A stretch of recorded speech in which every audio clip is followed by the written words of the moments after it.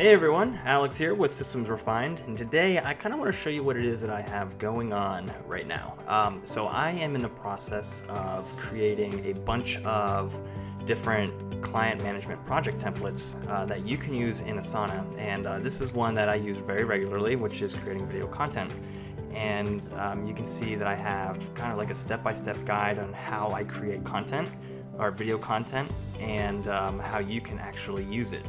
So this is something I'm working on. I think it's 10 or 12